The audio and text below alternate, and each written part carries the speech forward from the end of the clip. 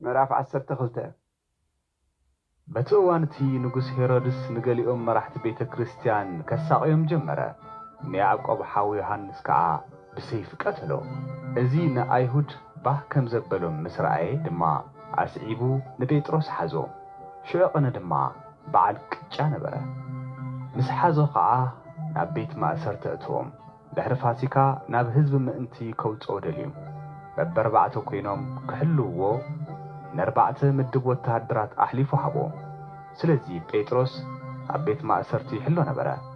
እታ ቤተ ክርስቲያን ግና ምእንትኡ ተጊሃ ናብ እግዚአብሔር ትጽሊ ነበረት። ሄሮድስ ብጽባሒቱ ንጴጥሮስ ናብ ፍርዲ ከቕርቦ ሓሰበ። እንተኾነ በታ ለይቲ እቲኣ ጴጥሮስ ኣብ መንጎ ክልተ ወታደራት በክልተ መቑሕ ተኣሲሩ ደቂሱ ነበረ። እቶም ወታደራት እውን ኣብ ኣፍ ደገ እቲ ቤት ማእሰርቲ ኮይኖም ይሕልው ነበሩ። እነሆ ከዓ መልአኽ እግዚአብሔር ናብኡ ወሪዱ ተረአየ። ኣብታ ቤት ማእሰርቲ ድማ ብርሃን በርሀ። እቲ መልአኽ ንጴጥሮስ ጎኑ ነኺኡ ቀልጢፍካ ተስእ በሎ። እተን መዋቕሕ ድማ ካብ እዳው ወደቓ። እቲ መልአኽ ከዓ ተዓጠቕ ኣሳንካ እውን ኣእቱ በሎ። ንሱ ድማ ከምኡ ገበረ።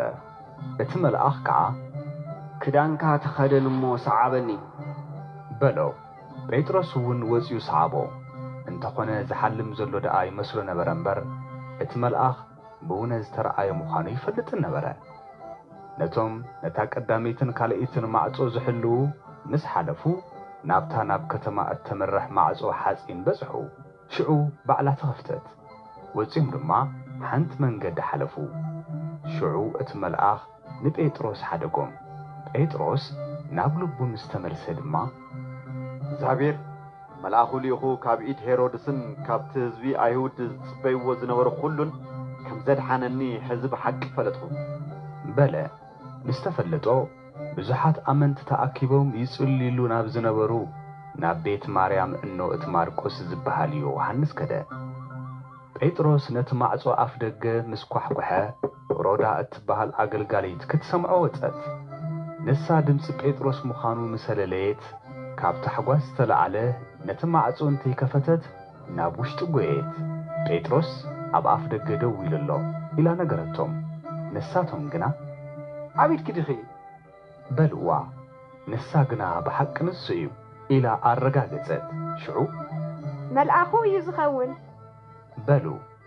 ጴጥሮስ ግና መላሊሱ ይኹሕኩሕ ነበረ። ምስ ከፈቱ ረኣይዎ እሞ ተገረሙ። ንሱ ግና ስቕ ክብሉ ብኢዶ መልከቶም። እግዚአብሔር ካብ ቤት ማእሰርቲ ከመይ ገይሩ ከም ዘውፅኦ ነገሮም እሞ ነዚ ነገር እዙይ ንያዕቆብን ነቶም ኣሕዋትን ንገርዎም በሎም። ካብኡ ወፂኡ ድማ ናብ ካልእ ቦታ ኸደ። ምስ ወግሐ እቶም ወታደራት ጴጥሮስ ናበይ ኣትዩ እናበሉ የመና ተሸበሩ። ሄሮድስ ድማ ንጴጥሮስ ደልዩ ምሳእኖ ነቶም ሓለውቲ መርሚሩ ክቐተሉ ኣዘዘ። ካብ ይሁዳ ናብ ቂሳርያ ወሪዱ ድማ ኣብኣ ቀነ። ሄሮድስ ምስ ሰብ ጢሮስን ሲዶናን ብርቱዕ ጽልእ ነበሮ። እንተኾነ ሃገሮም ምግቢ እትረኽቦ ካብ ግዝኣት እቲ ንጉሥ ስለ ዝነበረ ንበላስጦን ኣዛዚ ቤት ንጉሥ ኣእሚኖም ዕርቂ ክልምኑ ተሰማሚዖም ናብ ሄሮድስ መጹ። በታ ምድብቲ መዓልቲ ሄሮድስ ልብሰ መንግሥቱ ለቢሱ ኣብ ዙፋን ተቐመጠ። እቶም ህዝቢ ከዓ ዘረባ ስምዖም። እቶም ህዝቢ ድማ